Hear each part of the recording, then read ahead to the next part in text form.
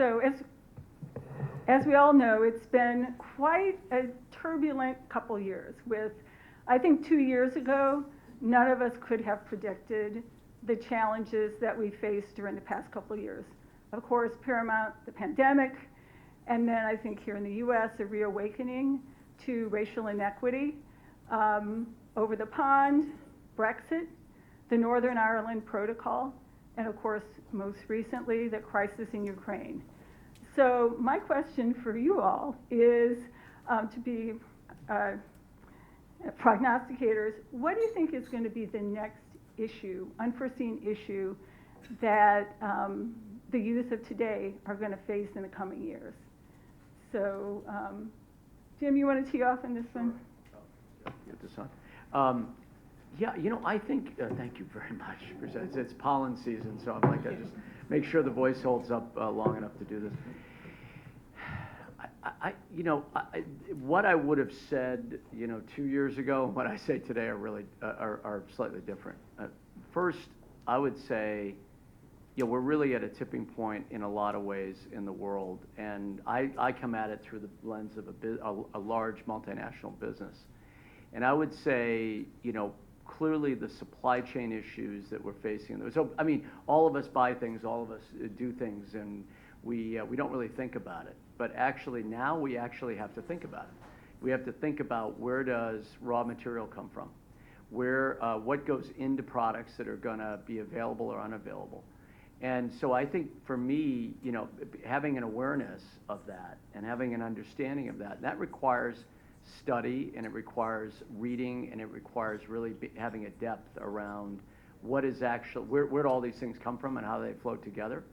And I would say the second is probably on the workforce side, and really understanding, where's the workforce of tomorrow going to come from, because we have some very serious challenges there. And so if I think about it, those two things, so workforce, supply chain, and then energy and climate. Those are the three forces that I think people need to be highly aware of, because, and maybe the fourth would be equity. Making sure that people in the world who are not being reached are being reached. Those are the forces that I think about every day in this job, and I suspect that all of us, whether we deal with it as a company or deal with it in an organization, will be dealing with the same. Right, and Catherine, as a business leader, yes, and your role with the Chamber of Commerce, do you agree with Jim? Do you see other issues or opportunities that are going to be facing? Thank you, Susie. So absolutely agree with Jim. I couldn't agree more. I think, and I should say good morning to everybody. And we're also here for the launch of the US Ireland Business Report 2022, and delighted to join the panel discussion here this morning. So AmCham, American Chamber, runs a number of programs, based on developing emerging leaders in our membership companies. And two themes that we're seeing coming through are sustainability and corporate social responsibility. And these are what leaders are thinking about. And I think, for the future leaders as well, this is exactly what we need to think about. And the two issues are actually very much connected. Discussions around sustainability often centre on the environmental pillar of sustainability. However, I think it is important to note the development of social responsibility organisations speaks to the other two important pillars of sustainability, namely the social and the economical pillars. So these two discussions show clearly that the leaders of tomorrow, sustainability must happen in the context of social and economic equality. So I would totally agree with Jim as well and add those two onto it, Susie. Thank you. Definitely. And Jayne, from the government perspective or from where you're sitting, what do you see as the issue? And just first of all, thank you so much for having me here. And I guess, firstly, and reflect back in the moment and what our challenges are going forward, but looking back on the 25 years, and I know it's the anniversary, things have transformed for us in the last 25 years, particularly in the North. And I guess when I graduated, and I'm an engineer, as mentioned, I didn't see a future for me in Northern Ireland. It was before the peace process, it was before the Good Friday Agreement, and I left and I got on a plane and I went to work in Japan. And actually it was through the good works and the political diplomacy and the philanthropic efforts of the Ireland Funds and Atlantic Philanthropies, which actually laid a bedrock, and all the work, of course, of our Northern Ireland leaders, that actually has transformed things in Northern Ireland. So now we have a very vibrant economy. We have investments that came out as a legacy of the Good Friday Agreement, which redeveloped brownfield sites. We have, through the investment of City and Allstate and Seagate, 1 and 4, redirect discs come from the north. So we have a lot of things to be positive about. But I guess we're now in a moment of discontinuity and I guess disruption, and I'm a venture capitalist, and how we actually use that moment of discontinuity to look towards building a different and a more vibrant opportunity for those that we've seen in the pandemic, where we have been resilient from an economy perspective, but we also have seen that groups have been adversely impacted.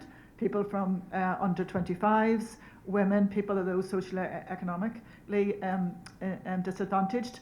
So I think in looking forward, we have to see how we tilt the playing field so that both economy and society benefits. So from a perspective from the north, my big 3 priorities, I would say, is firstly how we provide pathways for those who are far from employment, and we have an economically inactive cohort within the north, but actually we have a vibrant sectors in particularly our manufacturing areas. I know Stephen Kelly is here and could take 15,000 people tomorrow and repurpose them. So how can we take those people by the hand and bring them on sustainable pathways and provide them opportunity in future and new ways of providing fulfilling lives?